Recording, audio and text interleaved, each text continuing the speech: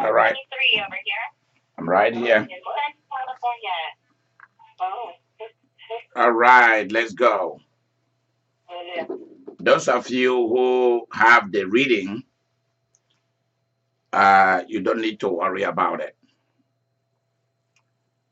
Why you've seen me not come on early is because I'm arguing out some things here.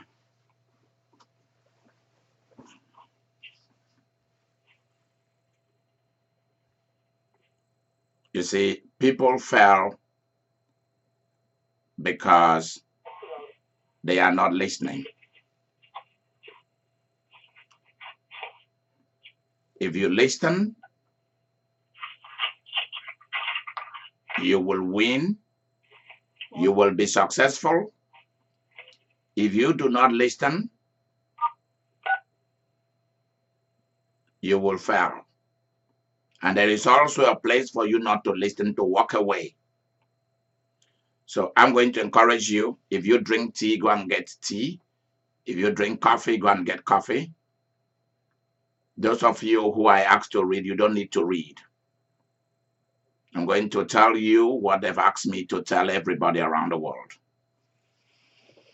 Hallelujah.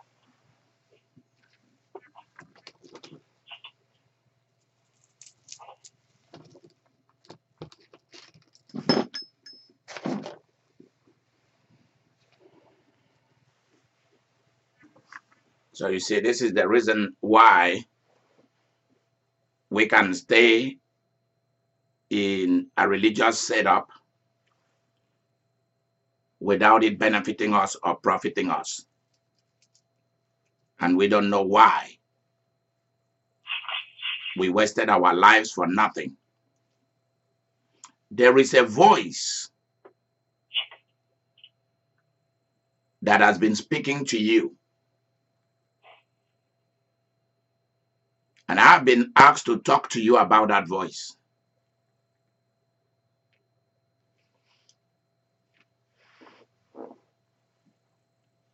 This morning, as I prepare myself to come to the studio for us to have the church line, we have the daily church, and then we have the Sunday church. That's what we are supposed to be doing now. But you have to know when something is far more important for God than those things that we do, that we've already set out the rules.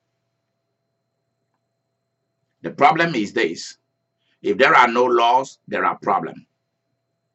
And if there are rigid laws, then there are problems. So let's go. You need to know when to break away from protocols, from laws that have been put in place, from definitions, philosophies. You need to know when to break from those things and move on into success.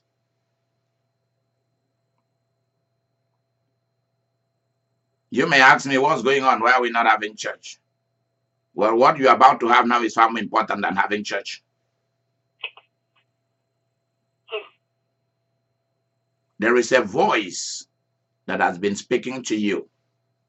And that is why you lack energy, you lack power, you lack money, you lack material resources, you are not enjoying life, you are just playing on until the day you die, and then you pat yourself on the back and said, well, I was here.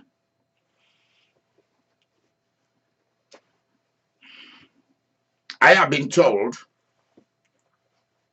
that majority of people in our world today are driven by something. So I ask the question, what is driving you?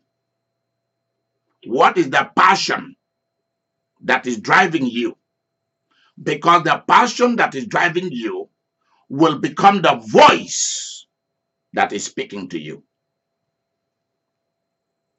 Let's take, for example, look at Snoop Dogg. Look at people like Akon, like T-Pain, like what is the name? Like Lady Gaga, Jennifer Lopez.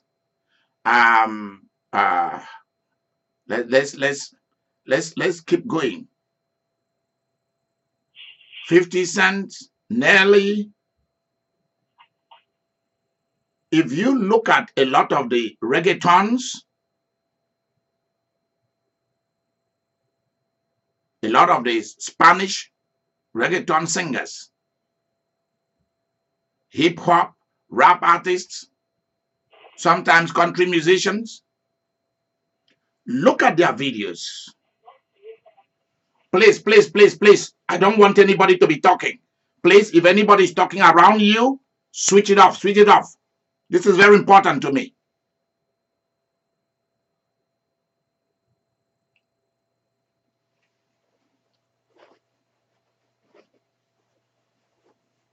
If you look at all these musicians, you will see that they are driven by the desire for fame. Number two, money and material resources. And they are driven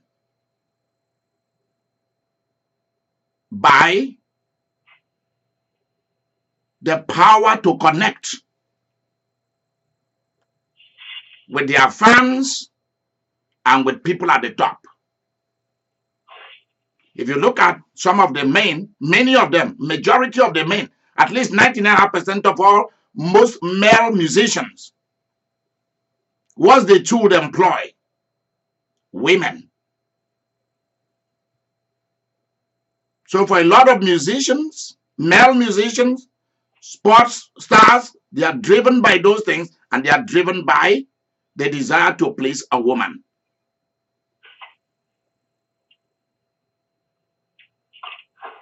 Please, if you are moving around, can you press mute? Because we can hear everything you are doing.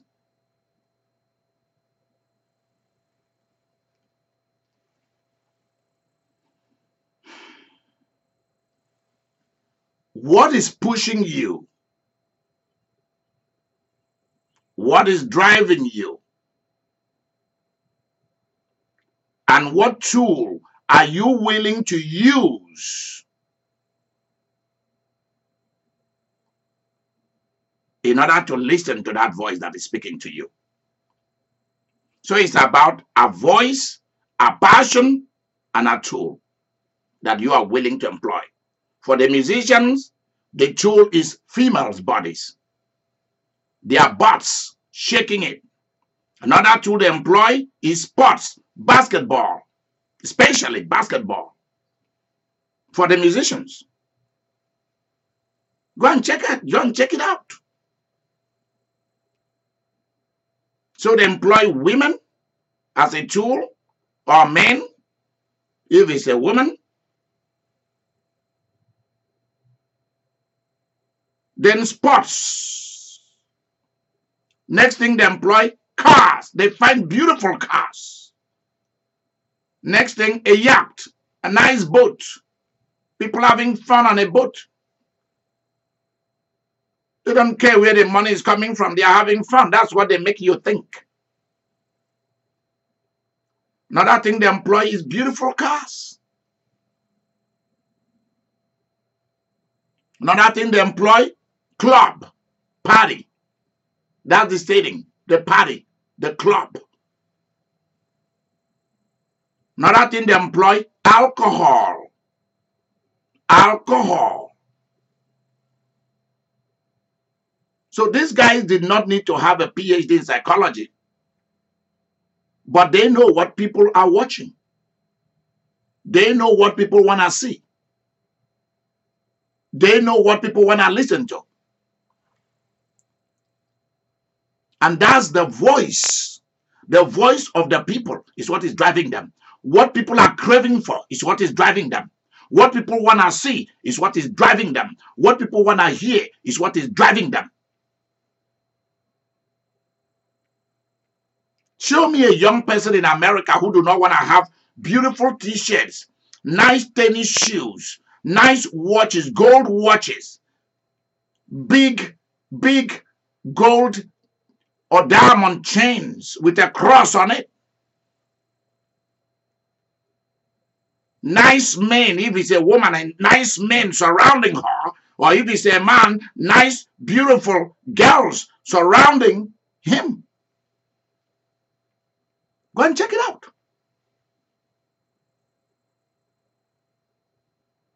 Driven by the power to entertain, to be the one that will be called upon to come and entertain. And let the alcohol flow. They may know how to dance. They may know not how to dance. Everybody is not like Jennifer Lopez, who's a great dancer. For me.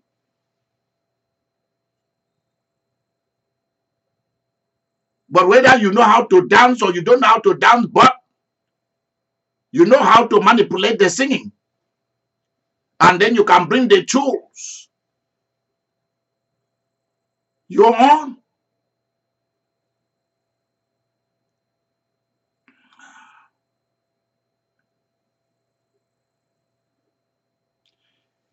I am asked to talk to you this morning because there is a voice you are listening to that you are not supposed to be listening to.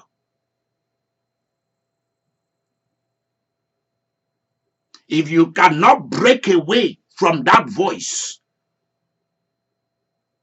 that has been calling you, that voice that is draining you, because it's not just a voice, it's also a power inside you, outside you, that is draining you of focus, distracting you, shifting you about, making you settle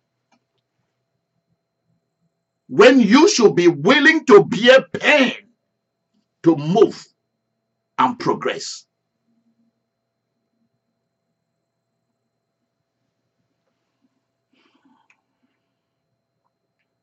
And this voice, I was told a few minutes ago, that's why I was deliberating what to do.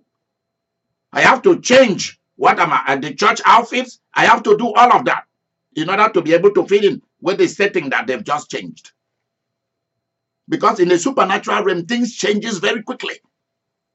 And those who do not understand just go with the legality. They go with the legality. They don't even know when their generation is even over.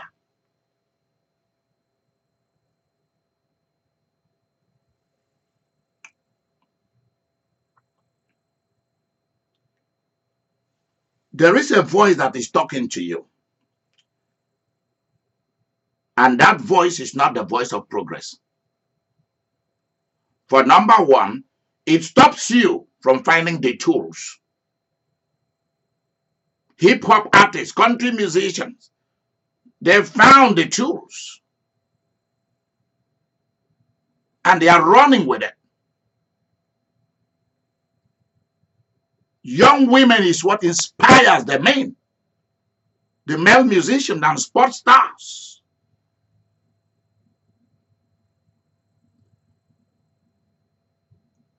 And they pimp these women. They pimp women's bodies.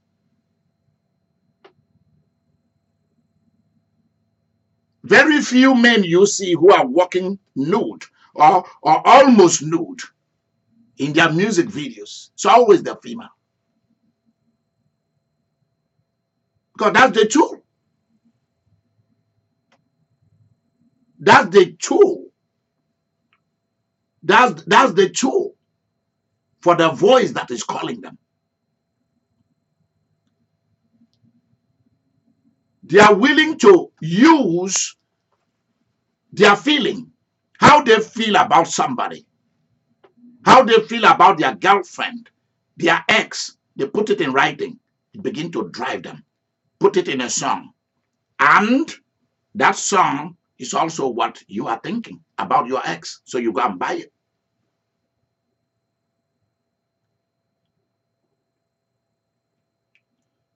So what is it that is driving you? How strong is this passion? How strong is it? How strong is this voice? The voice to accomplish something. The voice to discover the tools around you to use. The voice to discover the people that you should pursue these people, pursue this person until this person give you what you want.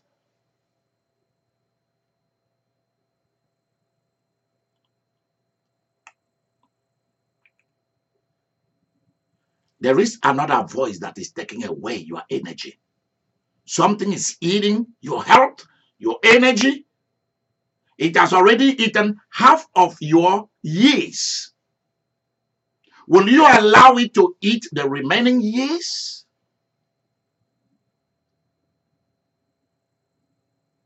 It is what we call the voice of failure. Are you driven by failure in your past?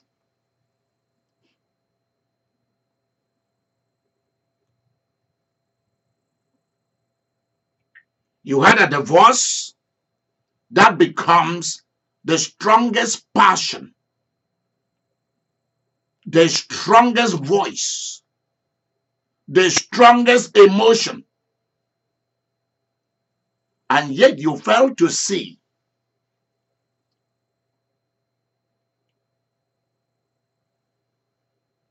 Amazon is still standing. The man and the woman are having a divorce.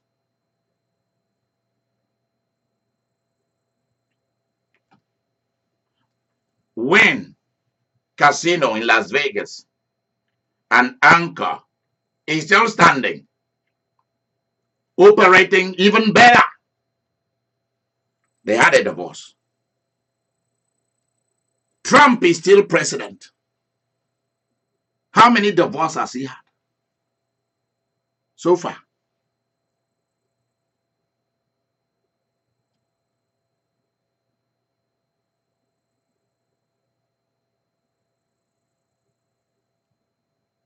Charles is still waiting to go to the throne. Prince Charles with Camilla. Diane is dead. Princess Diane is dead. He's not in a mental institution. He's still enjoying life.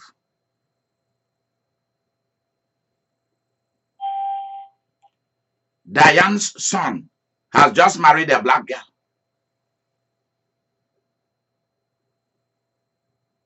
They are not all in mental institution because of one thing that has happened.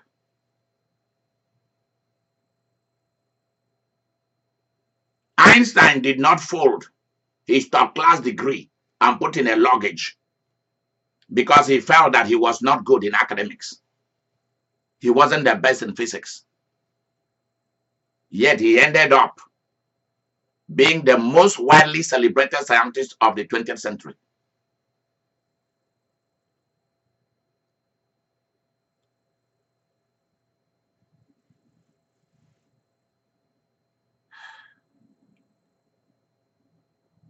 Stephen Hawkins did not say that because he's almost completely paralyzed.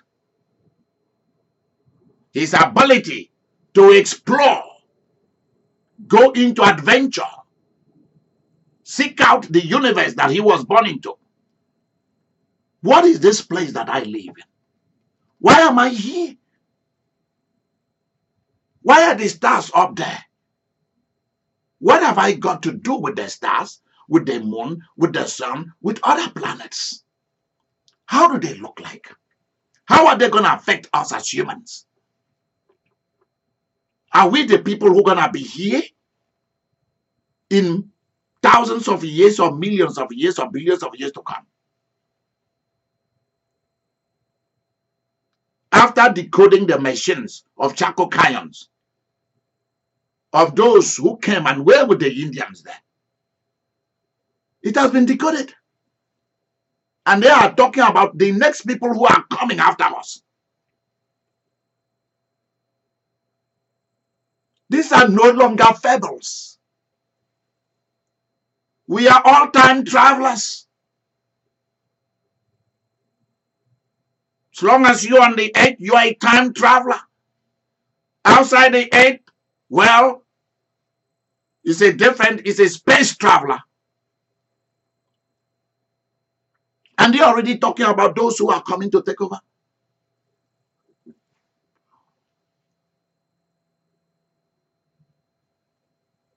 Elon Musk is being pot-smoking. Elon Musk is driven by the quest of how are we going to even become better human beings? How are we going to live in other planets? What are the tools to go up there?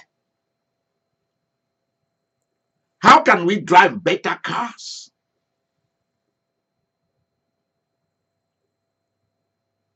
Go and watch him talking about aliens. Businessmen, scientists, they are all now being confronted by, we are not the only people here. Other humanoids have been discovered in the water and in other planets.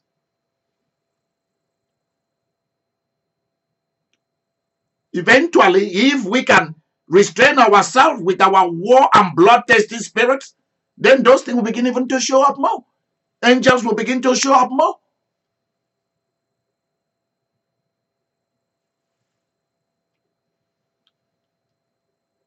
Steve Jobs, of blessed memory, decided not to put the mother in financial trouble and said, Mom, you are not taking no loan for me. I'll drop out of college. And he started going to the is it the Buddhists or the Krishnas people? Started going to all these Hindu Buddhist people, go to their shrine or whatever, go there to go and get soup and bread to eat because he had no food. All these things sound like wonderful stories, but they are not stories. They are to remind us that we are dealing with human beings and the crisis that they faced, because that is what we are not willing to do. We are not willing to face the crisis that is hiding an opportunity. That's why we settle. Today, look at the Apple product. How beautiful they are. Look at their keypads. Look at their designs. Because of what he learned in a Buddhist or Hindu temple in California when he dropped out of college.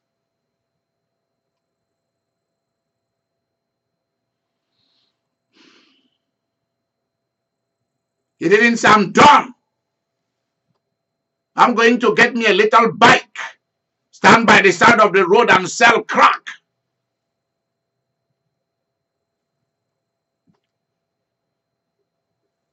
Start messing with every Tom, Dick, and Harry and every women in the street. No.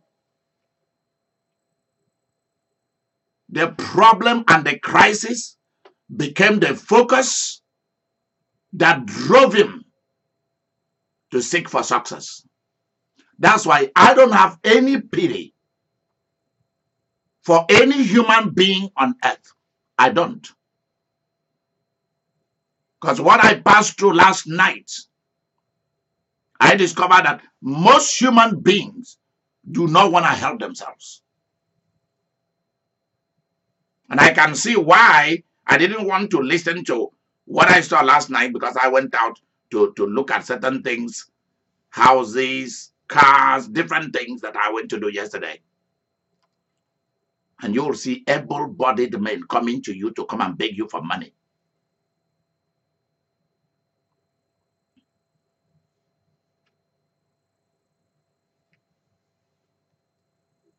Somebody will ask you for $5 and will ask you, can you make it up to $10? Because people are giving them money, so they do not want to contribute to this universe.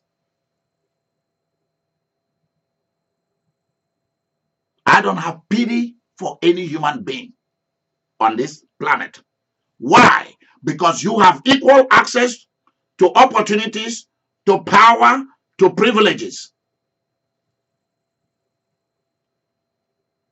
Except people who have mental issues. And if you have mental issues, there's a place for mental people. The government have resources, and other agencies have resources to place you. But many of them don't want it. People who don't want no law to guide them. Stubborn, useless, hopeless, idiotic, foolish, stupid. People who don't want no guidance, nobody to tell them what to do. So they are out on the streets to pimp everybody else.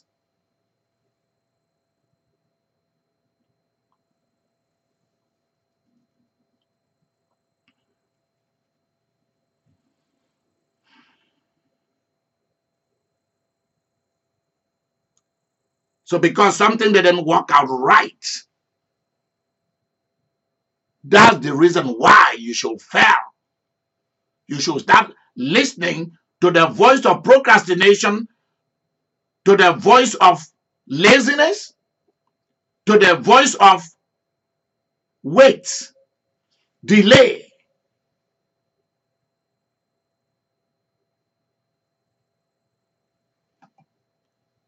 The job didn't work out fine, and you do not know that that crisis is leading you to you starting your own law firm, starting your own tax business, starting your own clinic as a medical doctor. That you cannot work with people does not mean that nobody can work with you. It means that you are a leader, maybe. And that you should be the one not looking for a job. You should be the one employing people. And you can start very small. If you are patient, you start small. No loan, and let it grow. The problem is that when you start something, you begin to listen to the voices of, oh, it's not doing well. Oh, look at other people. Oh, look at this. If I was to do that, I would not be where I am today. Because I am doing far more better than those who began before me, who were born long before I came to the earth, who have died, or those who are my colleagues, or those who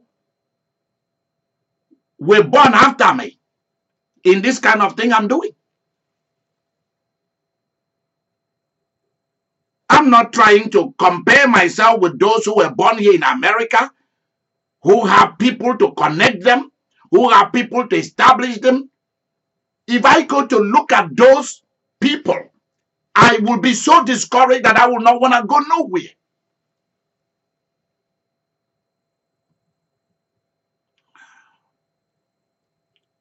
Look at Bernie Sanders did not wait until the Democrat thing start in full swing. He ran back. He has raised the most money. He's an elderly, gentle Jewish man. I think he's from Vermont. I think so. He's already in the game. Joe Biden want to come back to the game. If social voices allow, Hillary will come back to the game.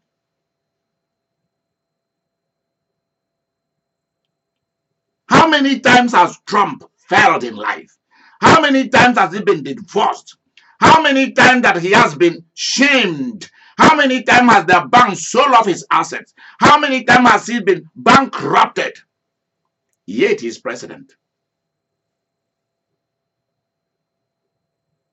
Look at Obama. Mother is dead. Father is dead. Yet, family divided between Kenya and Wichita, Kansas. Because that's where his parents come from, the city where I live.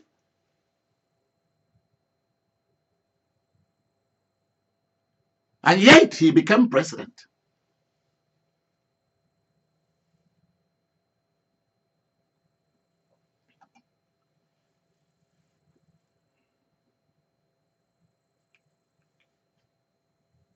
You have been discouraged by the failure that you have been involved in, or the failure of other people that you trusted in,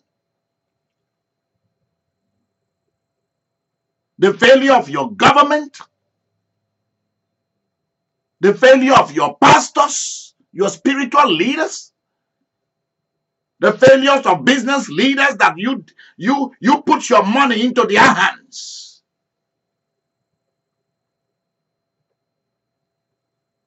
And you couldn't recover it. People that you've trusted with your life, and they failed you. And you didn't know that that is a voice telling you that you need to be detailed. You need to spend time to read. If you can't, find somebody to do things thoroughly for you. And you too must have time to do things.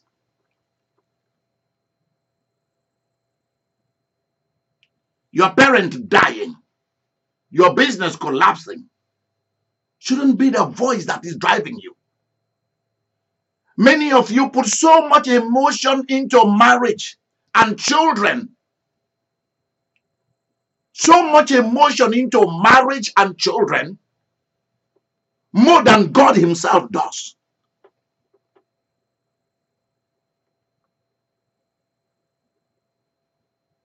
Too much emotion and passion into these things.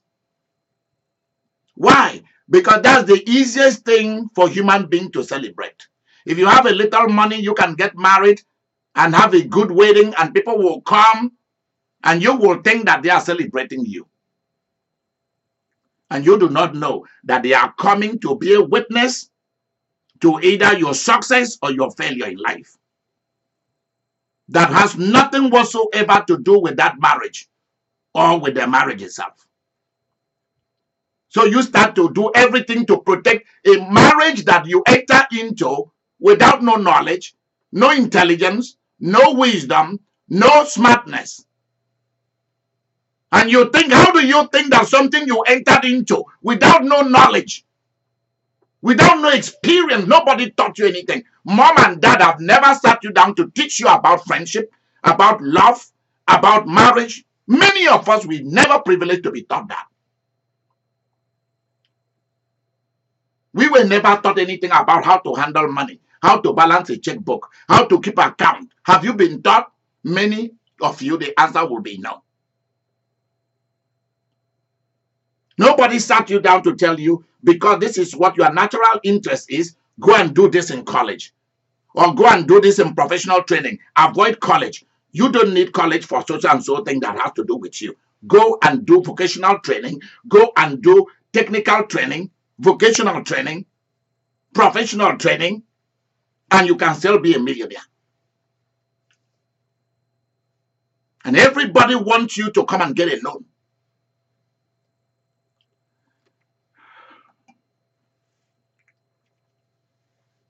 Please listen carefully, because this wasn't what I was prepared to come and be talking to you about today.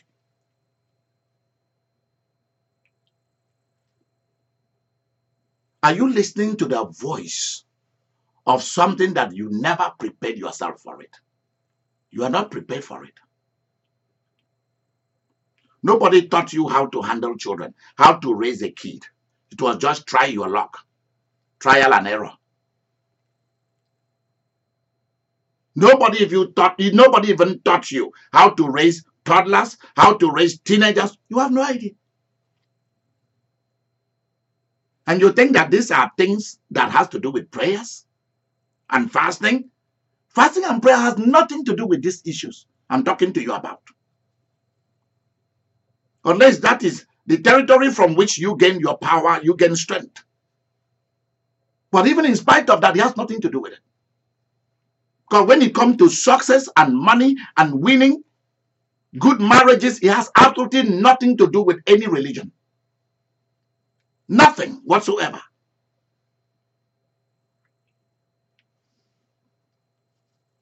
And I have no idea when religious people went and attached raising children, being in marriage to the supernatural.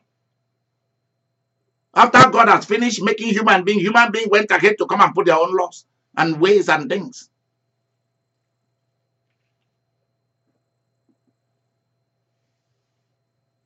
Go and look at what transpired between God and Abraham. Not many laws, very few. Where God finds a straightforward person, he will not give you any law to follow. Go and find out. No law to follow. Because you're already devoted to him, you're already devoted to life. Let me tell you something. If you decide to play with the universe will play with you.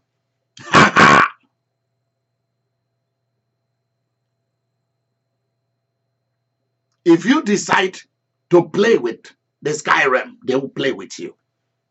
Well, when I say play, I mean success.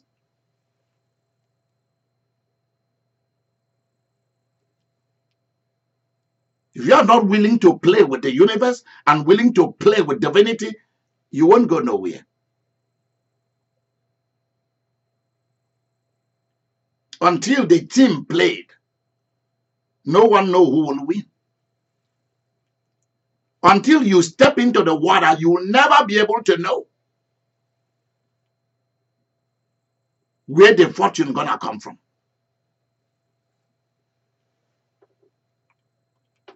And you have to watch the kind of people that you are talking to. Maybe many of you didn't know this. There are many a time when I take a walk. Outside this office, I take a walk. And I feel like drinking special kind of tea or special kind of drink. A glass of champagne. A glass of very sweet red wine or white wine.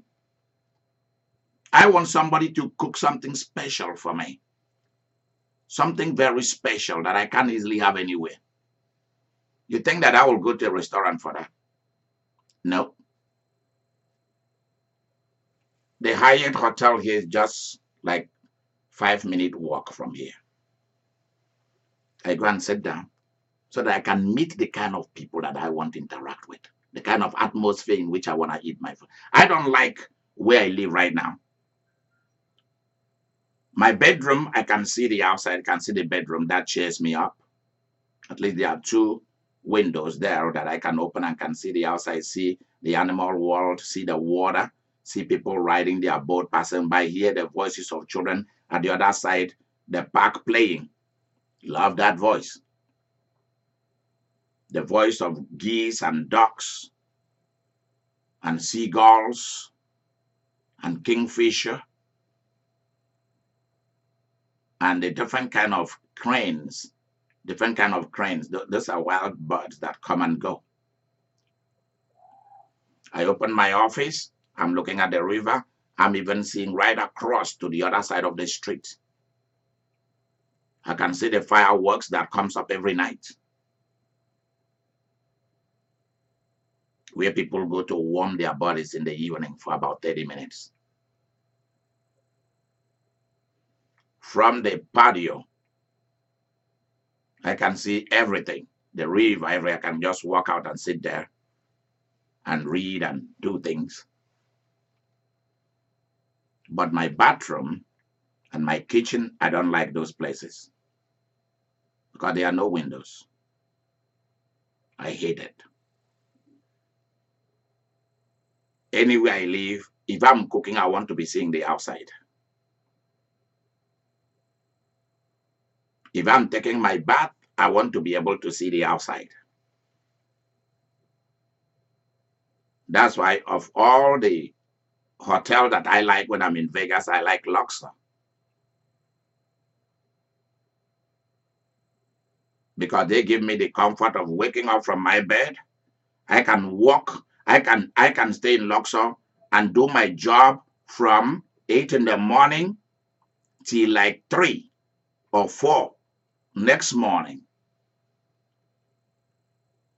And I will just walk over and step into a big bathtub, and I'm looking at the outside. I'm looking at the entire Vegas from while I'm taking my bath. I can sit down with a glass of water to calm down, or my favorite milk, or any kind of drink that appeals to my mood at that time. And I'm listening to a book or reading one, depending on how I feel. Something that builds me, not just something that entertains me. I'm more into things that are of profit to me.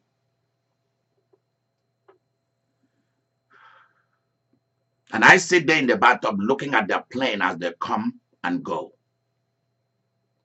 You can see it all. Excuse me.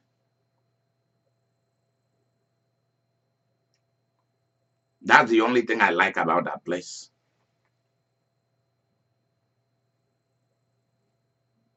That's what I crave for. I love everything that has to do with the air. I love flying. If I have the opportunity, I would like to know more. And I think I'm going to have that opportunity to learn more about the world of the sky realm and the planets. I want to know as much as I can about it, as I could about it. And I want to be as involved as possible. You see, your family having no name, no money, nothing. Ask yourself, after you will pass through this earth, is there somewhere where your picture, your photo is going to hang forever? Which museum? What is it that you're going to do that your name is going to enter somewhere in history? That it will be taught in school or will be remembered?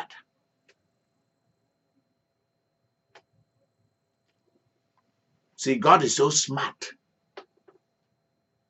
The Bible has been produced, and that contains the story of what God did with humans and what human did with God.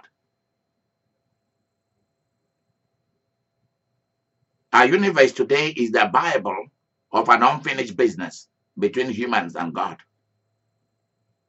And that's why the Holy Ghost is here to tell you that the book is still being written.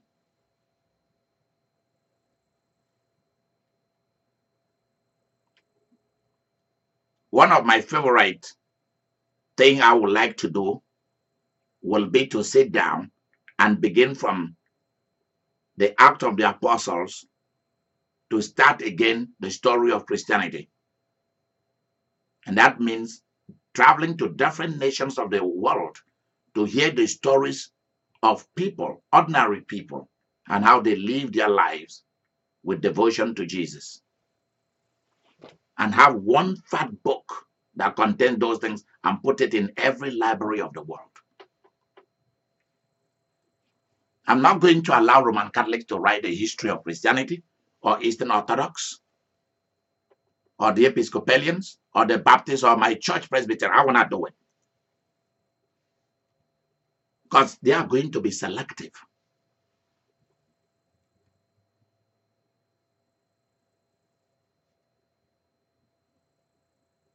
What is driving you?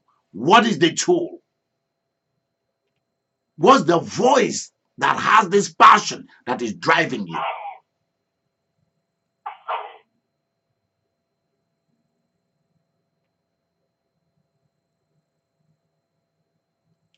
How much value are you attaching to who you are And what are you going to do with who you are? Look at Jay-Z. Just rap music. One of his rap music is now part of the American songbook. Jay-Z. So when you open the American songbook, one of his songs is there. Let me tell you something. You are not just mortal. You are immortal. And as an immortal spirit, your job is for the earth and the heavens to immortalize who you are. Your statue is going to be erected on the earth. Whether you like it or not, your statue is going to be erected. And people are going to ask, who is that? If you guys do not know, I already have a woman who is like a family to me, whose statue is already at the center of her nation. If you didn't know it, I already have someone. She's on this line as we are talking. She's on this line. She's participating in this show. Her statue is already in the center of her city, of her nation, the capital of her nation. And I've already told her that she is going to be a prime minister of her nation. That's why I've stopped wasting my time with people who do not care about their immortal spirit and about their mortality as humans.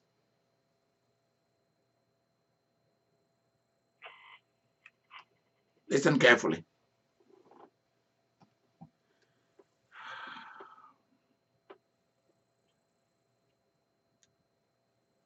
Every opportunity for you to become a great person, you have to seize it.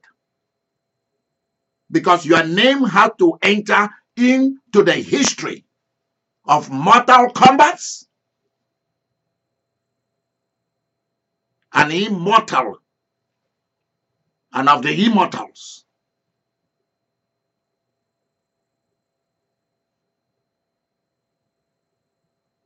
What you did and how you did it. What is the voice that is speaking to you with passion and driving you? Oh, you had this man in your life or this woman in your life, and it didn't work out.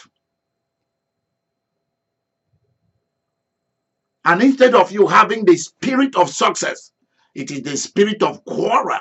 Many of you do not even know that you have the spirit of quarrel.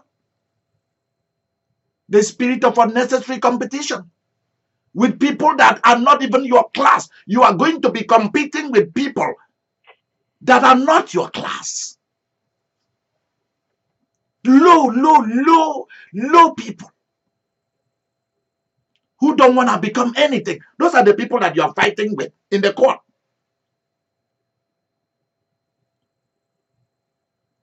God was telling me that many of my partners, that it is his desire to take them to the ladder, but that whenever he tried to take them to the ladder, they always want to come down to the bottom of the ladder to come and eat with chickens.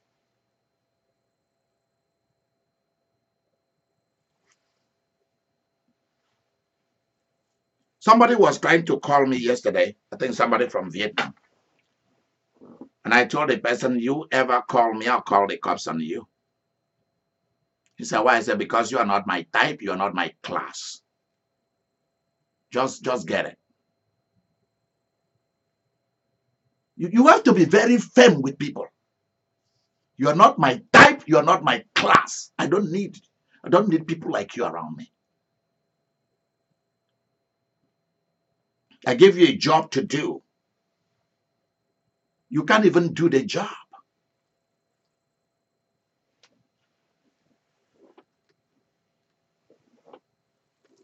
You should be working for somebody who need a sex person. I'm not that type. Should work for men who need a woman only for sex. I'm not that type.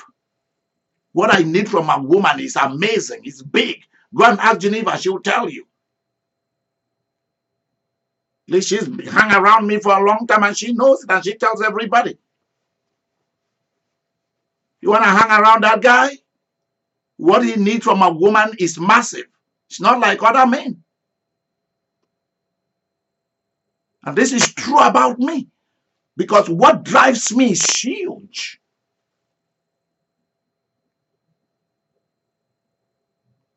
And I'm doing everything to connect with people who help me to keep going up the ladder. What is it that drives me?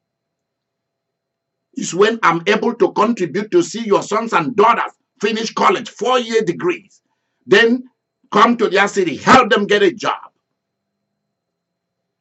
I'm done. I'm good to go. What drives me? You have a great job. You have a great car. You have a saving. You have investment. You have a business. And not run around the treadmill of life over and over and over and over and nothing to show for it.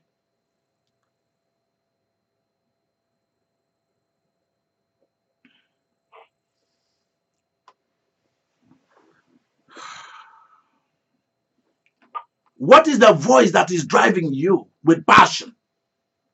What is the voice that is provoking a passion in you?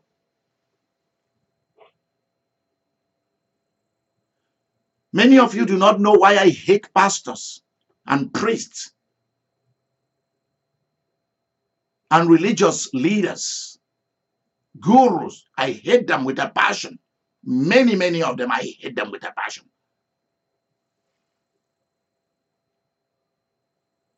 Except for people like Kenneth and people like Maloney.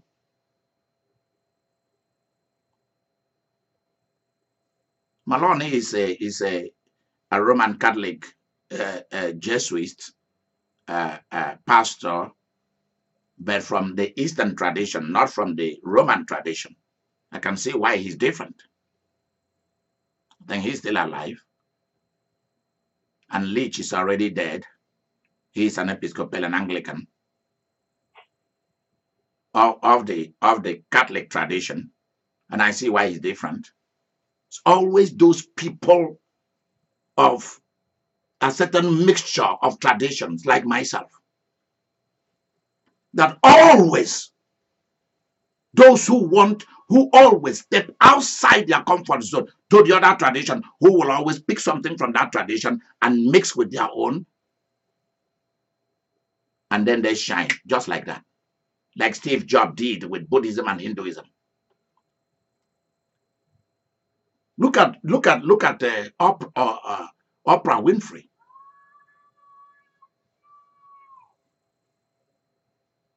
She's a mixture.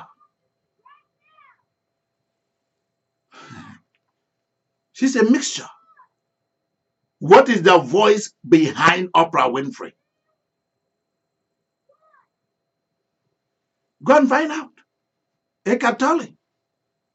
Mainly Eckhart Tolle. Some of you think, hey, T.D. Jakes, because T.D. Jakes is black, you're wasting your time. How many books of T.D. Jakes has Oprah Winfrey distributed to college students at their graduation or their commencement? I don't think so. It's a book from a Buddhist or Hindu's perspective. And did that stop her? No. She listened to others' traditions. And see, because those who are watching her are coming from every traditions of the world, and she's smart to employ all of them to her own advantage and profit.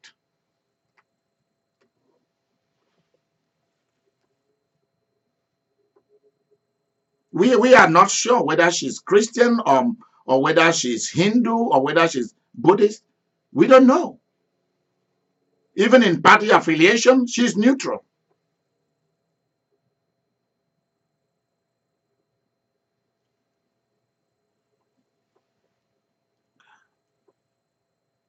Bill Gates did not finish college, drop out. How many of the richest people on earth today, I'm talking of very wealthy people today, sought their riches through college? None. Almost none. Their degree, their education, their PhD, their masters was a tool, became a tool for the passion that is originally driving them. Look at Putin, being trained as a secret service person, the KGB, became what drives him to run Russia. What is it you already have? What is it you've already experienced?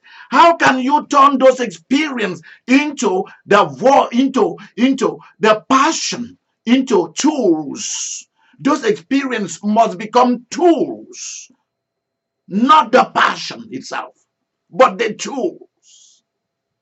Your divorce should become the tool. Your bankruptcy should become the tool. Your debt should become a tool. A kid did not turn out right should become a tool. A marriage failed should become a tool. Poverty in the family should become a tool.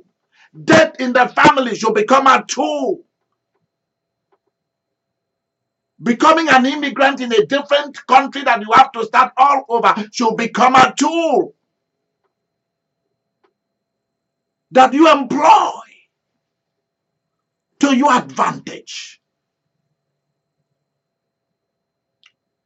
I cannot tell the public what Jesus told me about humans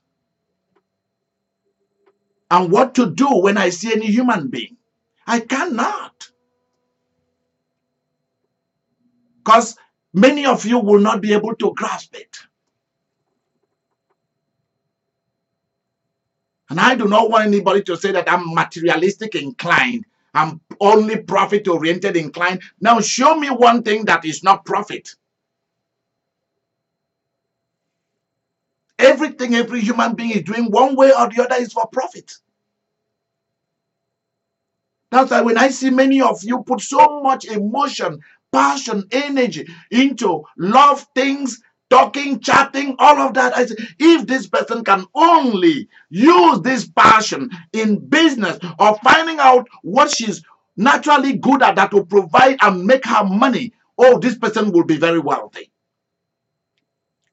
The passion that some of you employ in talking, in quarreling, in fighting, in competing, if you can only employ that in what you are originally naturally gifted, oh my goodness, what will you not become? Don't think that for those of you who run after women and those of you who run after men, do not think that there is going to be a day that any man or woman is going to make you great. It will never happen. So keep running after them.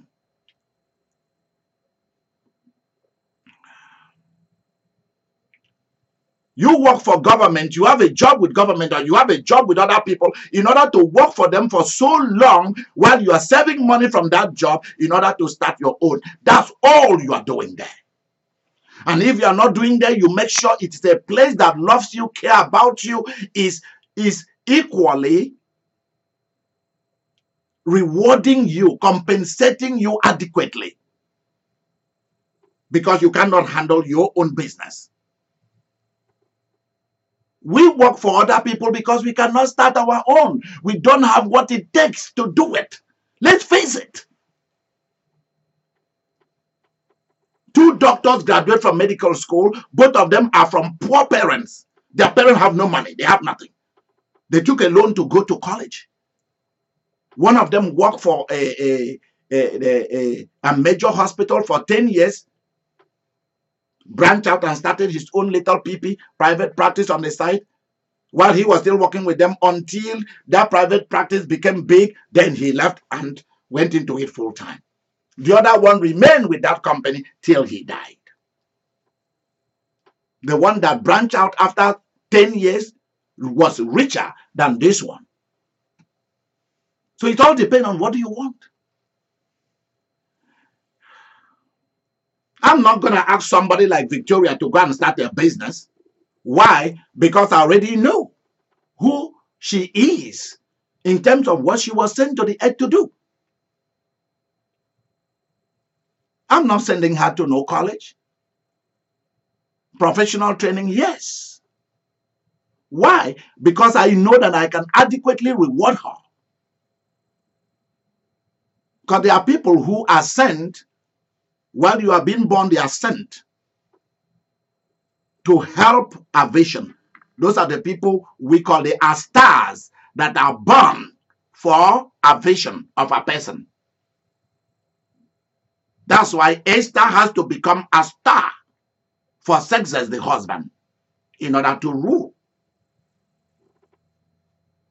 So Esther is not the king, but she's a queen in order to help this man shine so that she can shine.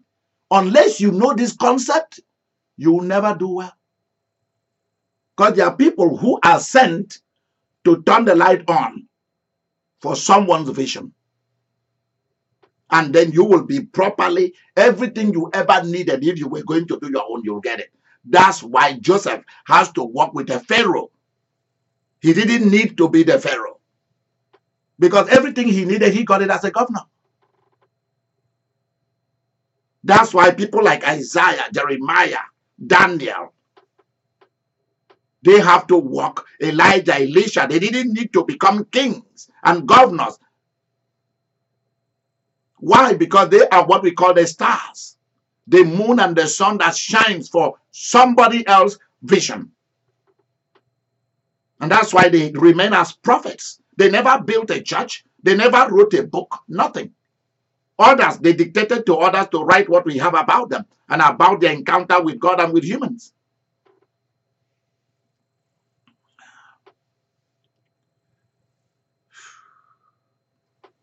And they all got it all. So here we find the two kinds of people. Those that are commissioned with a vision and those that are to switch the light on for them. Without those people, what they came to earth to do vanishes. You have to know those and you have to seek them out and bring them to come and work with you. And you have to do everything to protect them. Keep them healthy, happy. Give them everything they ever needed in life. Buy them the best car. If they need a jet, give them one.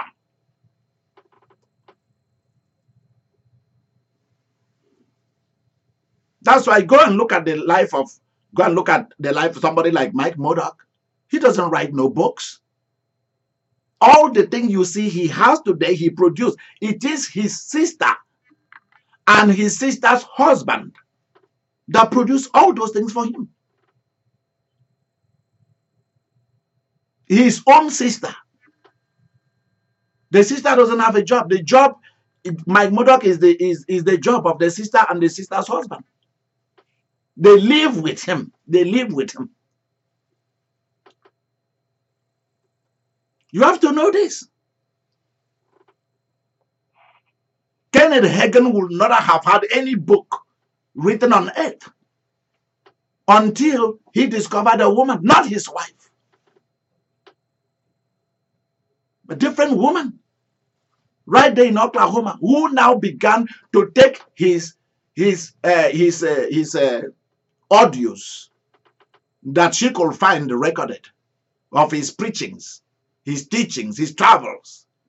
And she began to listen to them and began to transcribe them and made them into books. And that's how Kenneth Hagin became rich.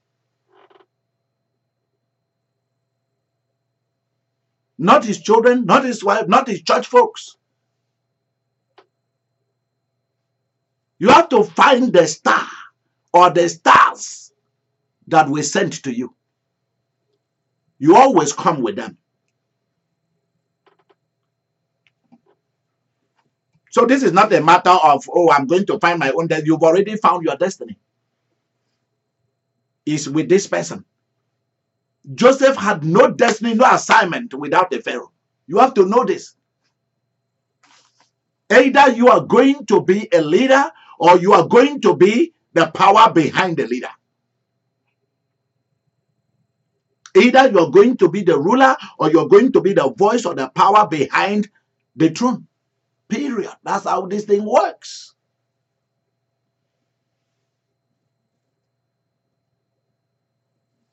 Somebody pregnated you 10, 20 times. You have all these children and abandon you. And that is the voice and the passion that is now driving you. Abandonment, rejection, deceit, manipulation, and you begin to manipulate and deceive and begin to listen to the voice of deceit and manipulation. Everything frightens you, moodiness everywhere. Instead of applying those things as a tool. There is a place you are going to reach that you are going to seal. You are going to open the ground. You are going to write the bad thing that has happened to you. And I can encourage you to do that.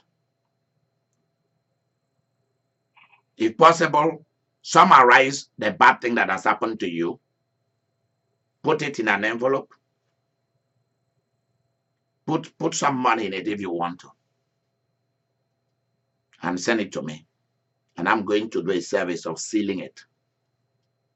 And then I will burn it and bury it. Even the ashes is going to be buried. I want to have those things. And you will not talk about that as long as you live. You will never talk about your divorce, your ex, the job that you got fired, the sickness you've suffered. You have to let them go. You will never go there. What people have done against you, what you've done against them, give me a summary. And let's destroy it and seal it. Don't you know that's what God says? And I will remember your sin no more.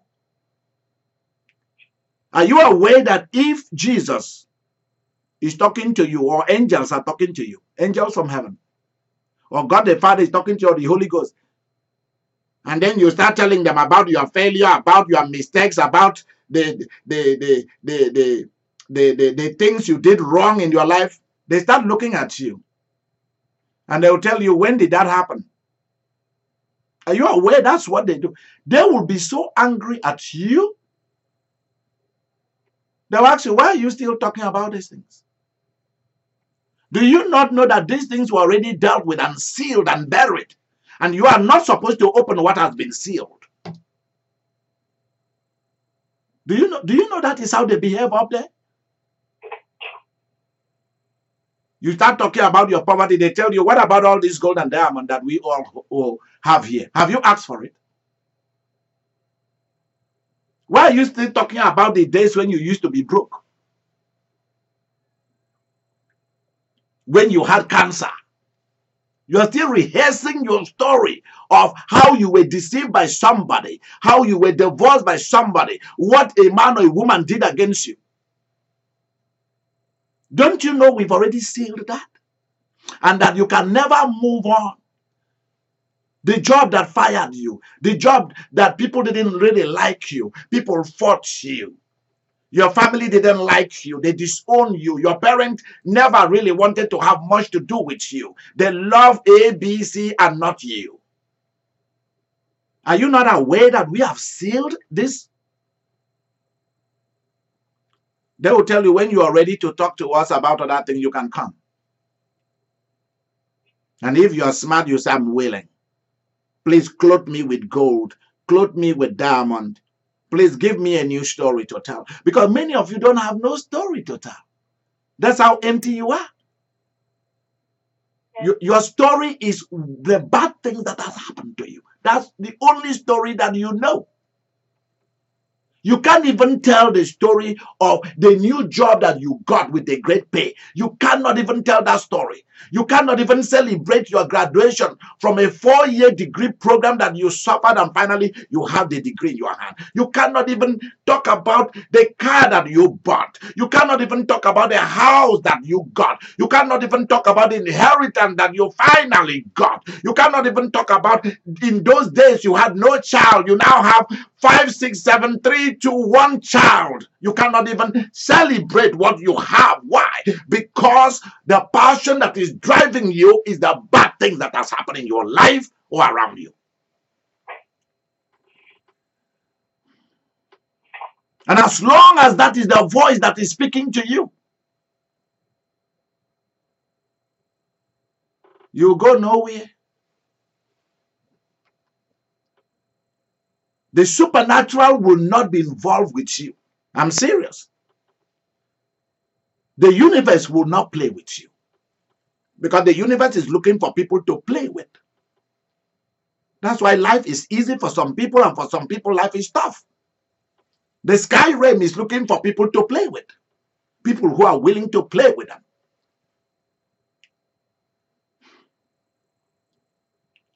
Chances and coincidences happens because people are willing to turn their problems into tools.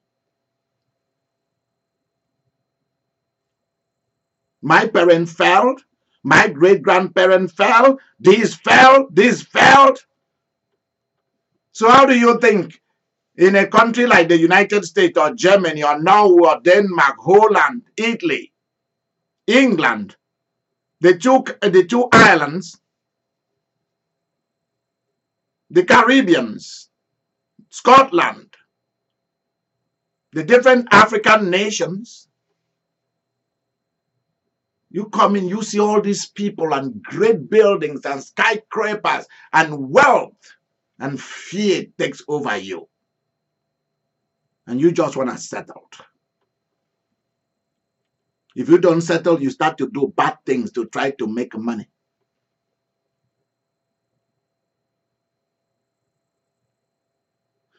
When are you going to let go of voices that are speaking to you and say, don't speak to me anymore? Because you are disturbing me. You are stifling. You are ruining my chances. You are destroying my favor, my money, my material things, and my enjoyment. You are an enemy. Even mistakes that you made, you have to tell them to leave you.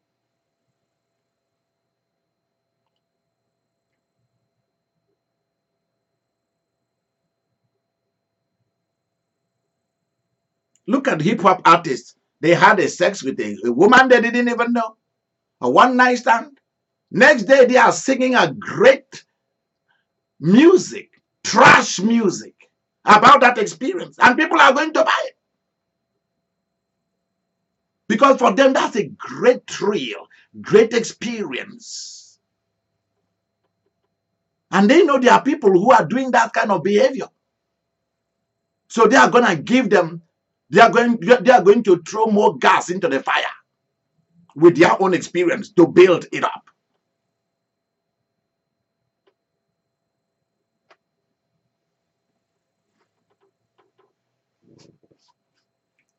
You are all aware that one of the worst music on earth is country music. Why? Because it does not bury your past. It doesn't bury your mistake or your failure.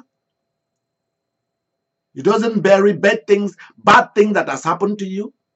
It sings them over and over.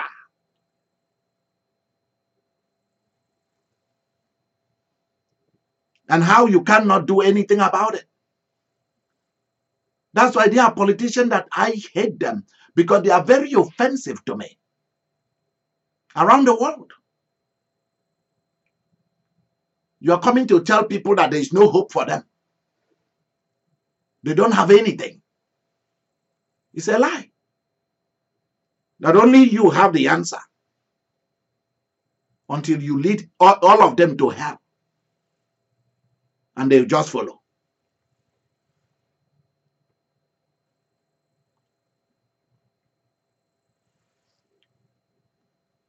You failed in your studies. You didn't finish. Why don't you use that as a tool to pursue something else that you are very good at doing easily?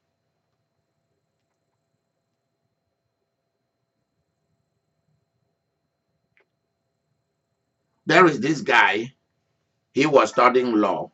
He was taking some courses with me in the university, while the rest of the kids were focused on just studying law in the university. This guy was both studying law and helping a law firm. He was already helping a law firm, and they were training him as a paralegal. While he was in his first year in studying law as his major. So by the time the 4-year law degree program was over, this guy was already so well knowledgeable in how the court system works, what paperwork to file for this, for that branch of law that they specialize in, that he was going to specialize in. So by the time he went to law school, he was already practically knowledgeable in these things. He was already making money from the law firm that he was working with on a volunteer basis, until they now took him in and began to pay him while he was a first-year student with us. I have never gone to college to be a full-time college student. I am studying full-time, and at the same time, I'm working. I'm making money because I will never stay without money. Forget about it. There's nothing like being part-time. I'm always full-time student and full-time worker. I can work it out.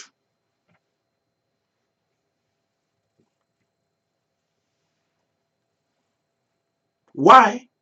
If my scholarship stops, my money will pay for it.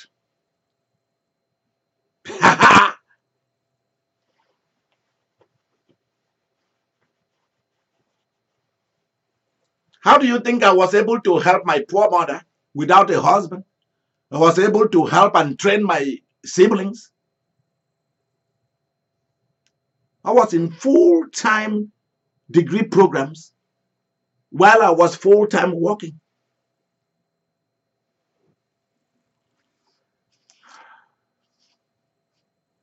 If you are not ready to pay a price, nothing will get done. Who is speaking into your life?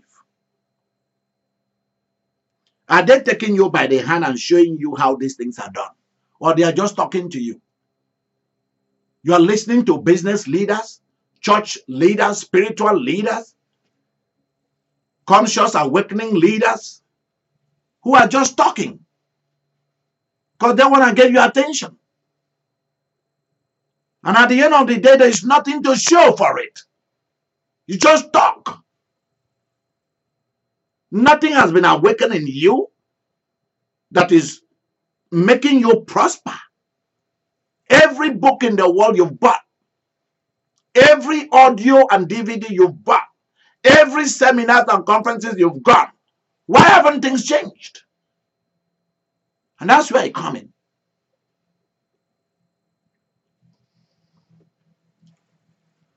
And the time is going to come and go where people just come and talk and make money. And they will never come to your city to come and help you out right where you are.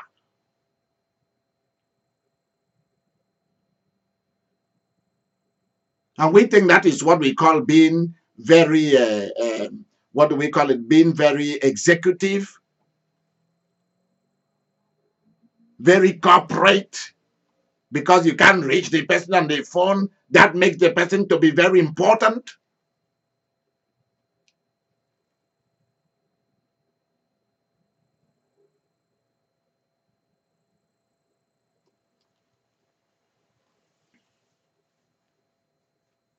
People don't want you to reach them because you are not important to them, or you are not giving them enough money.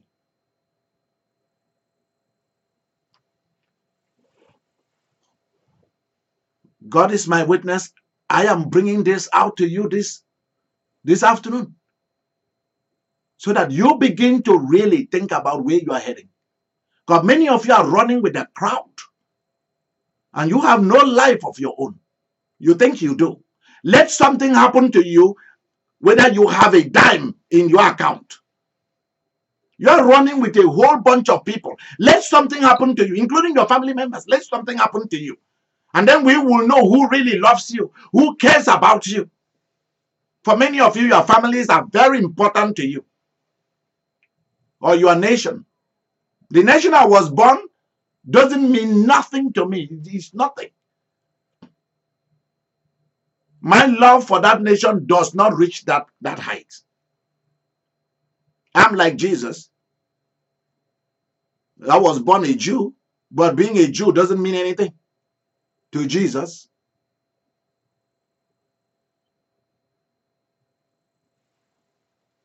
If the Garden of Eden means a lot and all these different places, why didn't God preserve it? The most important thing that is important is what is written in sacred scriptures for us. Not everything in it is for you. Everything in the Bible is not for you. You have to know this. Every law in it is not for you. There are a lot of laws that are outdated. You don't need them.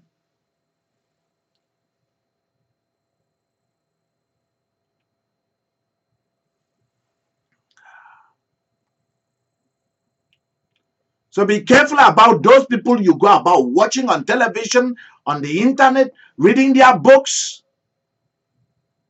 If you call them, can they sit you down and tell you, come to my office, let me show you how we do it. Let me take you by the hand, let's go. And I will show you how I make a car sell. I'll show you where the people are. I'll show you the connections.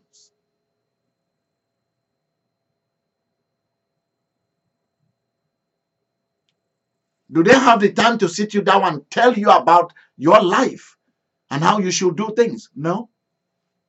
They want to throw out the general things out there for everybody. And you'll think they are talking about you simply because you see your name on the email or on the newsletter you get from them.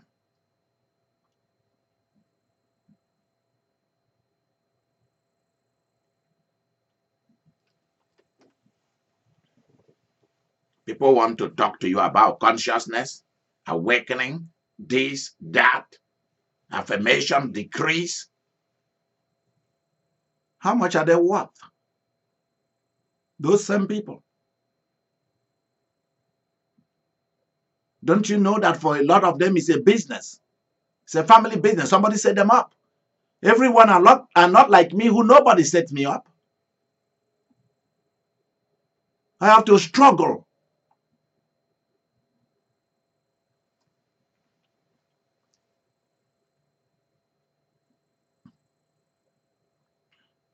And you are like that too. Nobody want to take interest in you. Nobody want to help you. And you are doing it all on your own. And yet you want to listen to the voice of your past, that you tried something and you failed.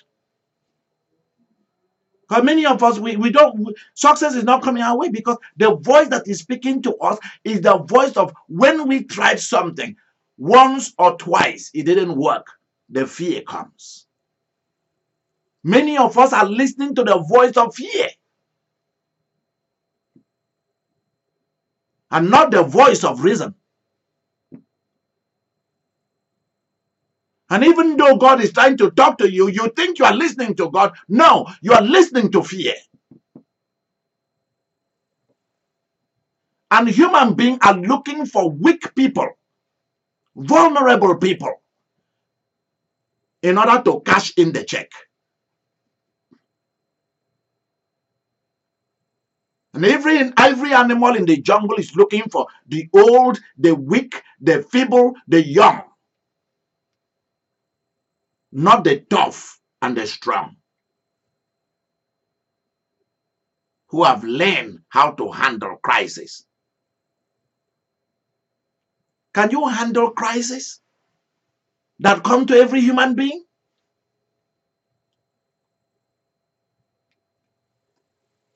John the Baptist couldn't handle it. Jesus handled it. John couldn't handle it. He got killed. Jesus could handle it. He still got killed.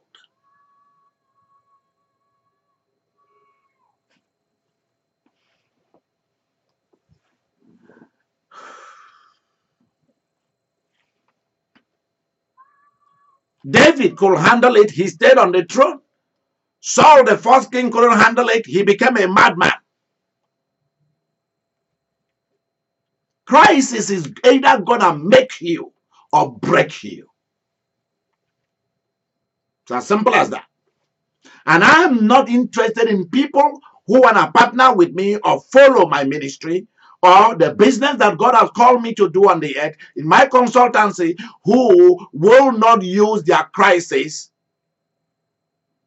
as a tool for good. When you look at human beings, you say, I've been in that game before. I'm not going there. Thank you very much. Thank you for your offer. When you are shaken, you're vulnerable, you're fearful, you don't know the unknown. He's an ogre, he's a dragon. That's when smart human beings are going to catch you.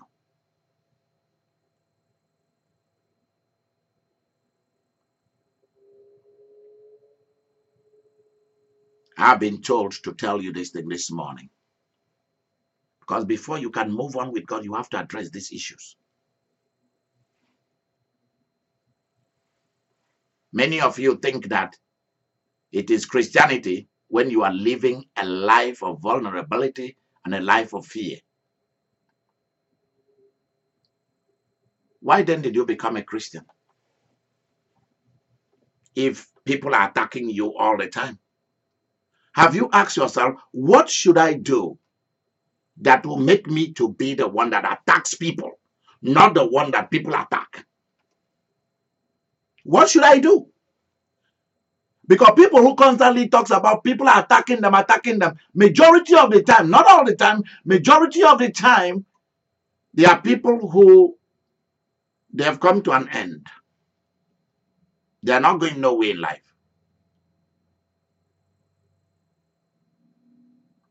Because if you are going to be rich and classy and the kind of high-class Christian that God demands of his people, you won't even be mentioning the name of Satan or Lucifer or people coming to attack you and all of that. You won't even be doing that. Because it's one of the common things I've seen about wealthy people. Wealthy people don't even talk about their business that failed. You see, they got a call that their stock all dropped. And they say, let's go and get a drink. Let's go and eat. Let's go and watch some sports. They get their mind off it. And while they are doing that, they are thinking in their head, what is the next thing? They are calling people in high places. What is the next move I have to make? This didn't work. What is the other thing that can work? And they say, oh, cashing into this, do this, do this, do this.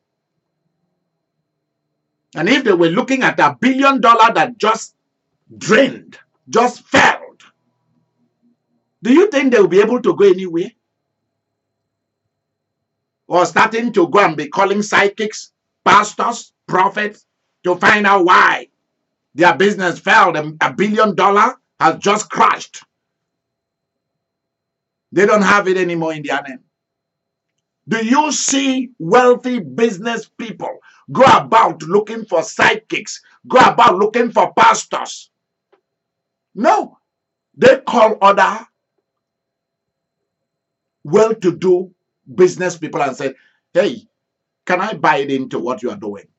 Can I do this? Yeah, this didn't work for me, so I'm looking for it. Say, okay, come on board. Let's work together. Then they call the other one. Can I come and can we work together and see what we can? They say, yeah, come on board, let's do. You've already been in this. Doesn't matter that it failed. Do you see them when they are doing that? They are crying.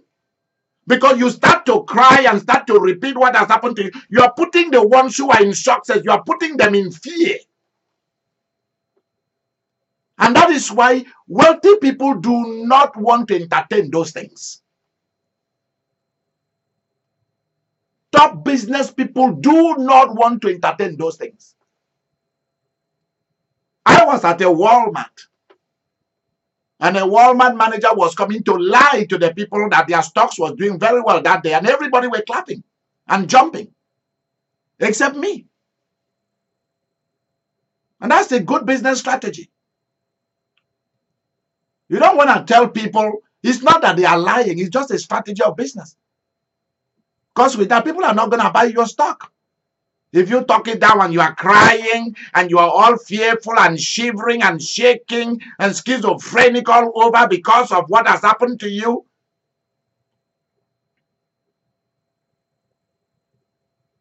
you think people will be interested in you, in making you an offer, in bringing you on board for a different business, in giving you a bigger loan? No, they won't.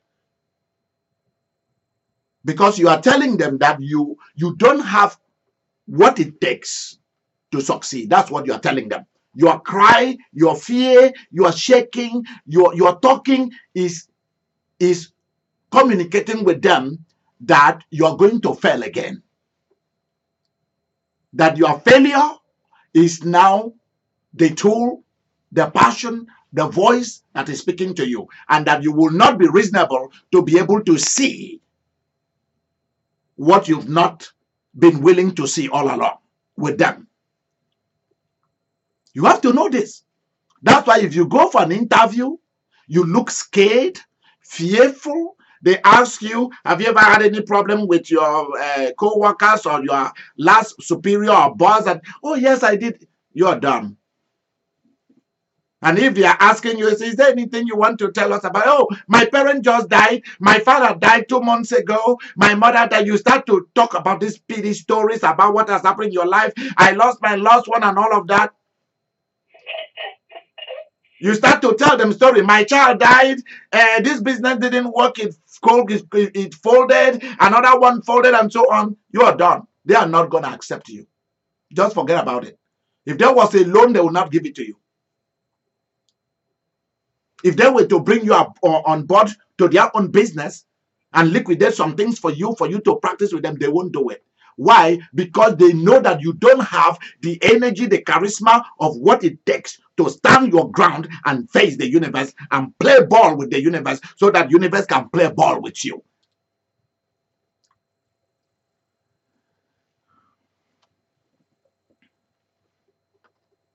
That's why before somebody like Esther could go and be with the king and sleep with the king, let's call it by name, and be with him and sleep with him, the king went and listened to her. And that's why Esther asked the guy that prepared him. It wasn't a woman that prepared Esther. 2 men have prepared Esther for life. One prepared her. One, the uncle, prepared Esther to be a human being. Another man, the man in charge of the women of the king and the king treasurer, the treasury, prepared Esther to be a lady, to be a queen. The uncle couldn't do that.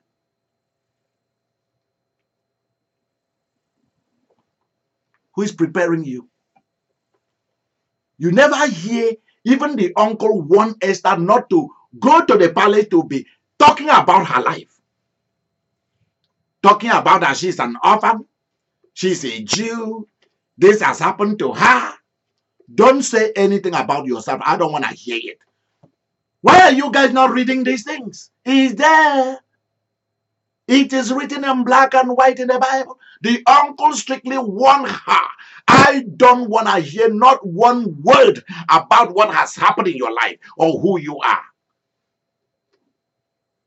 You go in there, you become a queen. That's all you are, and that's all you talk about. Now is more now what you are now is far more important than what you were yesterday, or how you were born, or how you were divorced, or what kind of nationality you come from, what kind of race. It's not important. Who cares about where you were born? Who cares about what nation you come from? I don't.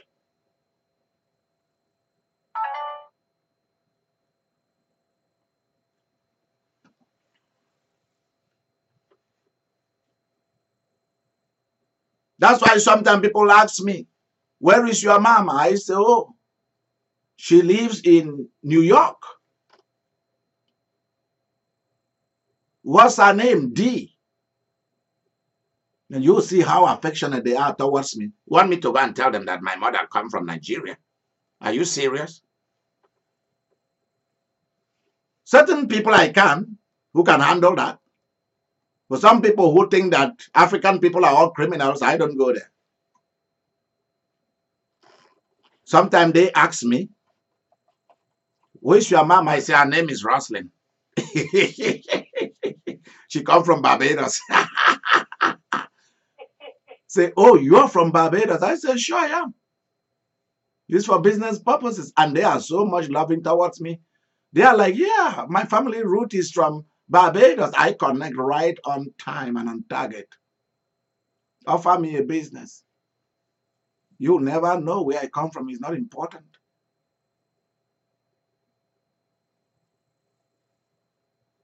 I was standing with one at the Bronx to get some food somewhere. And this guy came in and said, oh, hey, are you from Africa? I said, no, I'm not. Thank you very much. He turned his attention to somebody else.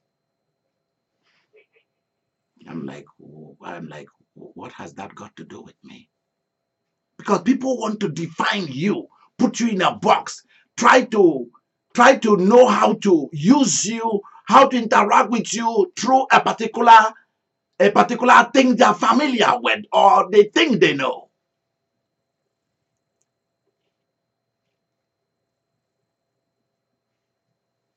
A driver came to pick me up and said, oh, the people in the office says that you should come and pick the guy at so and so. He's from Jamaica. And the man asked me, are you from Jamaica? I said, sure I am. Just get the hell out of here. Take me to where I'm going.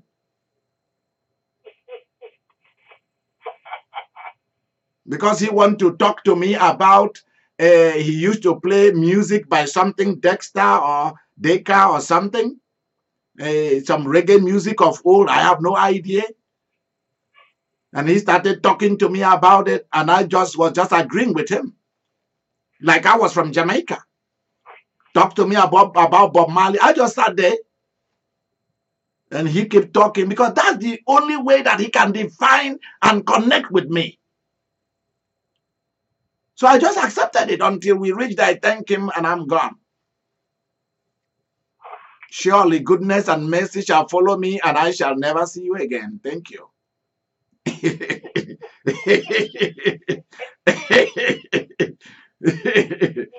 Yep. Oh, because you are from Africa or you're from the Caribbean, you are not educated. You guys are this, you guys. No, I'm not from there. And an Indian guy asked me, are you from India? I say, yes, I am from India. I am very much from India. Where are you from? I say, I'm from Bangalore in India. And the guy goes and the guy look at me and say, but Indian people do not have it, even if they are black Indians from the South Indians, they do not have your kind of hair. Your hair doesn't really look like an Indian. I said, what about if the papa is from another race and the mama is from India? What comes out is what comes out. He said, you are very right. I said, you have to be truthful to your religion. He said, yes, you are very, very right. Come, love, come, let's go and eat. You are a very good man. You're a very good man. Then he was introducing me to some curry, some good curry. Yeah, very good curry. We went and had good food. And the man even sold me what I came to buy from him. That's how I knew. He said, you do not need to buy the one that I was talking to you about. Well, you do not need to buy that one. That one is what we sold for everybody. But the real thing is in the box. I'm going to go inside and bring it for you. And that's the real thing. And I'm going to charge you half the price. So the one that I would have paid so much money to buy is not even the real thing. But because I'm now from India, I got some good curry, some good drink, and also got the real thing that was in the store that was not on the display. You have no idea. Are you from here? Yes, I am. Thank you very much. We can connect.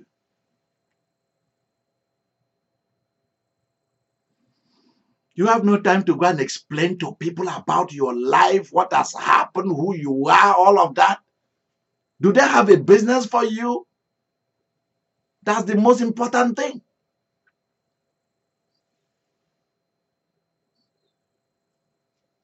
Those things that we think people want to hear is actually what is stopping us. Tell people about the good things about your life.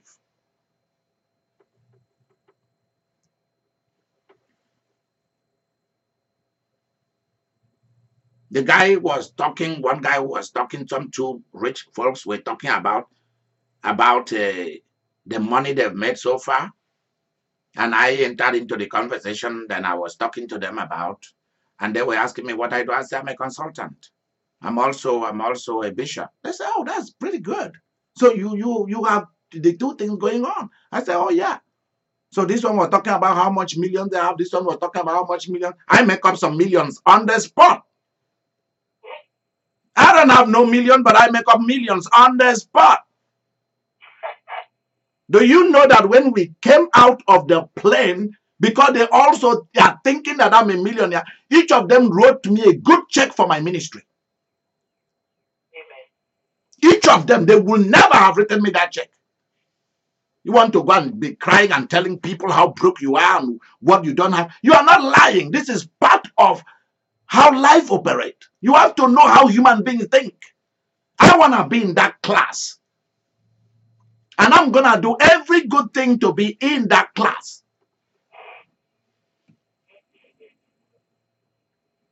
Saul was on the throne. He was still a king. And God is sending Samuel to go and anoint somebody a king. And Samuel said, suppose Saul hear that I've gone to anoint somebody a king while he's alive, he will come after me and kill me. What should I say to the people when I go into that city? If I go into Bethlehem, what should I tell the people? Because if they go and tell Saul that I came here and anoint a king because you are sending me to anoint a king while he's still alive, that's never done. When he dies, then I should anoint a new one. God said, no. Tell the people that you've come to offer a sacrifice unto the Lord. Was God lying? Was God lying? Please tell me. All of you should tell me. Those of you who takes I must tell the truth. I must tell the truth. You shall tell the truth, and the truth shall set you free. Let me tell you something. You will tell the truth, and the truth will cut off your head. You will tell the truth, and the truth will send you to send your butt to jail.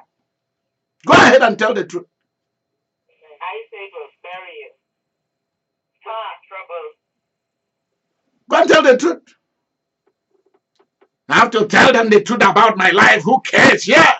Yeah, that's why you're going to stay broke till you die. You want me to go and tell people that my parents were broke? Are you serious? Well, all their parents were rich. Yes, my parents are rich too. They had their own riches. Whether even if it was not money and material resources, they had their own. They have some. So in a way, we were rich too. Was God lying when he told Samuel what to say to the people? Go and read the book of Judges, and you will see things. That's why I told you the Old Testament is for those who want to be leaders and rulers. Go and look at Ehud, who was a leader of Israel. How he set Israel free. He went to the king, I think whether the king of the Moabite or wherever, or the Amalekite, I can't remember. He told that king, after presenting the gift that the nation sent him to present to the king, because they were under, Israel was under that nation. Then he told the king that he has a word from God for him. And the king said that everybody should leave the room. Only him and this stranger should talk. And Ehud sat down to talk to him about the word he brought from God for him. Ehud brought out the dagger, the sword that was inside his long gown. And the man was a very fat man. Go and read the word in Judges. The man was, the Bible says he was a fat man, F-A-T. So go and blame the Bible for using the word fat for people. Say the man was very fat, has very big belly. And Ehud put the sword into the man's belly. And the sword came out, and the sword all entered into the man, and the man died. And he left the room, closed the door, ran away. In fact, he locked the door. And then he went to the border of Israel and blew the horn and summoned them for war. And they went and defeated that nation. So if you are not ready to do certain dirty things to be free, don't read the Bible. Because the Bible is not all a clean book. God has to sacrifice his own son for us humans. Who does that? There are certain dirty things you will see in the Bible. And that is why the Bible is for adults. It's not for children. The Bible is a book for those with a teenage and child spirit, but adult mind. Because there are things God is going to call you to do that are not going to be too clean. They're going to be dirty, or they will not make sense. And you do them immediately, and everything begin to work for you.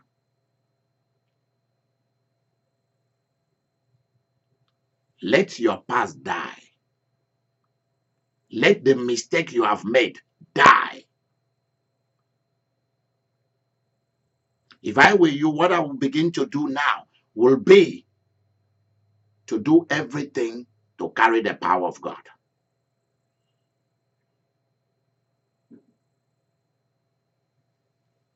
There's a white guy that I know in California, in Northern California. Victoria and I, we drove past there. And this man had a real estate business. One of his houses was so damaged that they have to pull it down. He lost a lot of money. He couldn't even recover it from insurance. And his son was close to me, and his son was telling me about how his father took it. He said, let me tell you, Bishop, do you know that after they tore down the house and my father just got the check that he could get, my father told his friend to hop in the car. They went to the bar, they celebrated. At least he has made some money from it when the house was there all that time. And he said, I watched my dad because I wanted to learn how my dad handled life that he wasn't showing me. So I was so happy that he took me along, because at least I was at the age of drinking.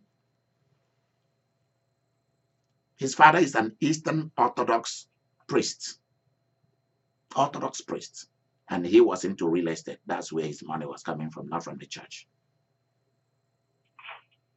He said, my father and his friend, they were drinking, and my father never mentioned one time what happened that day. Instead, he was talking about all the good things that he has gained through real estate, the money that he has made, the houses he has built for his family and friends and in-laws. And right there, his father was asking another guy there who was into a big real estate about certain business opportunity. The next day, the next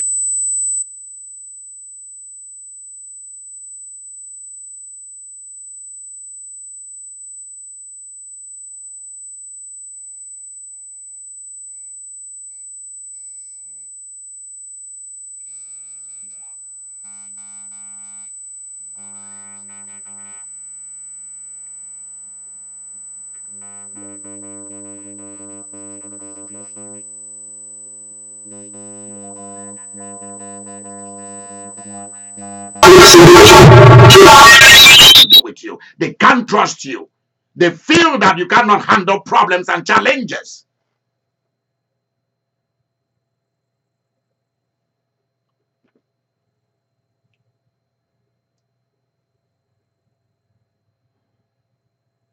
Trump is not stupid. Since he was accused of conniving with the Russian, he has been putting his people inside in different departments of government to block if he has made any mistake from it being found out. That's what we are talking about. You're willing to fight to protect your name, your image, your family, your money.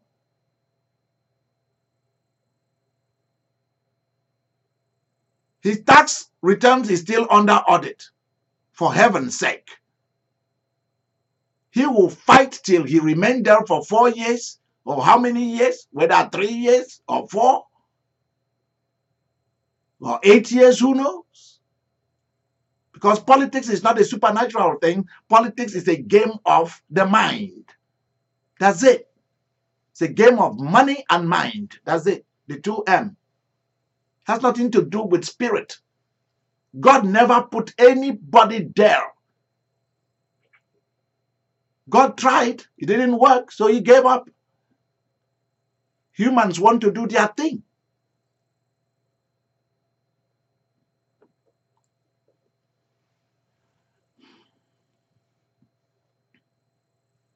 His business will be collapsing up and down, and he's telling you how great his business are doing.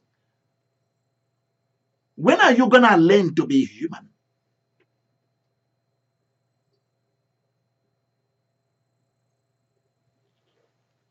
How is your marriage? Oh, wonderful.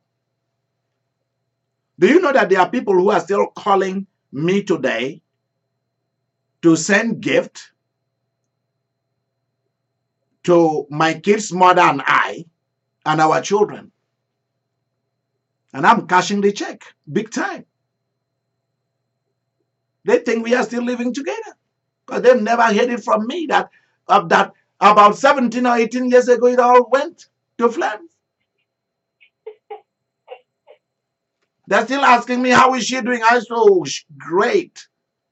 How is she looking now? I see even more sexy than she looked before.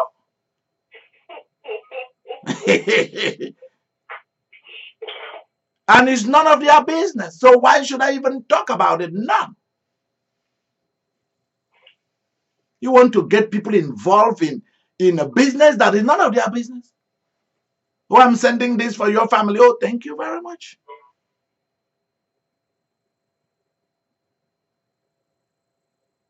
Please make up your mind to become a human being. For the first time in your life, if you take what you are hearing this afternoon, if you do not attach great value to it, I don't see you. I see you just going through the earth without no fame, no money, no enjoyment, no material acquisition, no creativity, no great service. It's not going to be good for me. It's not going to be good for God. It's not going to be good for anybody. The world is waiting for you. The world is waiting to play with you. And if you are willing to play with it, it will play with you, and you will reap a great reward, nice reward, a lot of good things. The sky is waiting to play with you if you are willing to play with it. The kingdom of God, since the day of John the Baptist, the kingdom of God suffered violence. The violent ones come in and grab what they want. You are being humble, careful, reciting your old stories. It's not helping God, it's not helping humans, it's not helping you. It's a sign of weakness. Weak people are not needed in this game. It's a sign of weakness. They are not needed. That's why Napoleon waited for the Church of Rome to make him an emperor. He said, if I wait, I will wait forever. He brought them. He brought the leaders of the church. And he crowned himself while they watched. You don't want to crown me? I'll crown myself. Did they follow him? Yes, they did. It's only that he was arrogant. He would have lasted.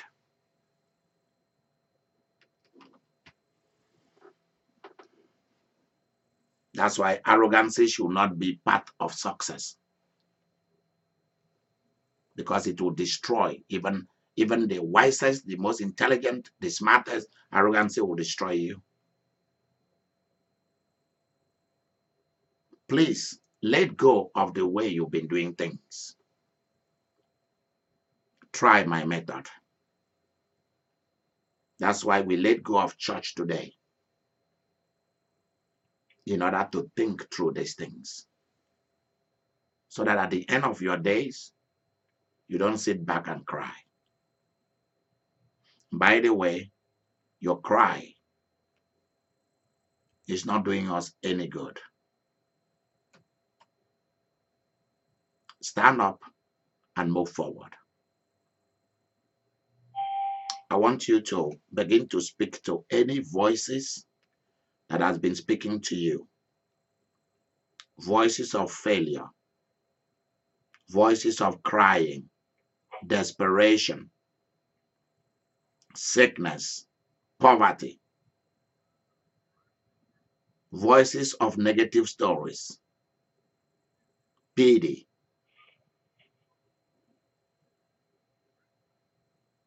voices of rejection, disappointment.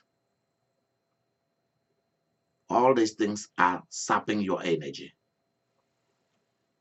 Whether you want to speak quietly, whether you want to talk loudly, show your anger and tell it, I'm done with you. I'm trying out a new method and I'm going to succeed in life. I was born to be happy. And that is the will of God for my life. And that is the will of the universe.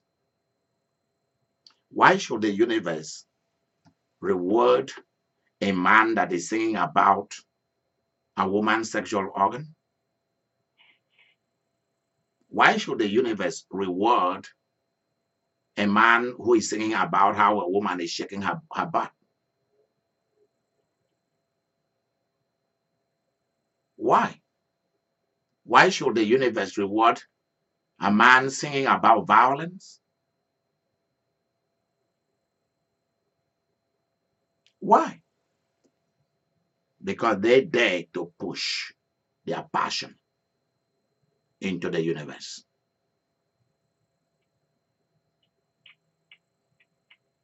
Why should people travel around the world and entertain the rest of us, showing us the food they are eating? We are not even eating the food. They are the one eating the food. And they are being paid for eating right before our eyes and into our noses. And make the rest of us thirsty about those nations and food. And they get paid for it. Why should somebody come and dance for it? And we pay for it. And whether you didn't know it or not, as long as you have cable television, satellite, or your cell phone, you are paying for people entertaining you, whether you're watching them or not. You're paying for it. You're paying for all those advertisements you're seeing. Go and look at your bill. You're paying for it. You're paying for people entertaining you through sports, music, movies, comedy. You're paying for it, whether you're watching it or not. If you didn't know it, know it. When are we going to start paying you for entertaining us, your product, your trash, trashy talk, trivia talk?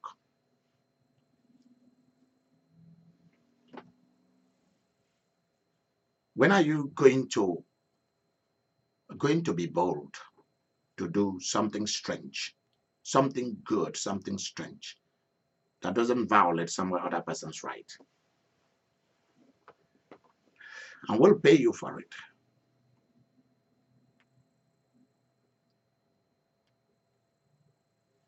If the world is paying bullies, don't you think that the world will even pay you more for being a nice person? Yes, they will. This is classic, what we are doing this afternoon. This is classic. This is for you. This is not a sermon. This is not a teaching.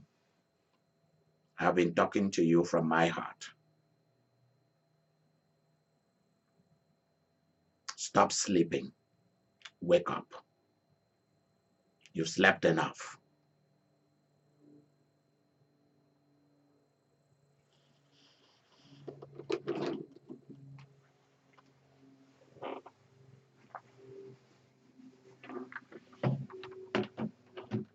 Bye-bye. Thank you. Thank you. Thank you. Thank you. Hallelujah. I just everyone speaking to me. Hallelujah. I will pray. I will be not and speak right now. Are you there?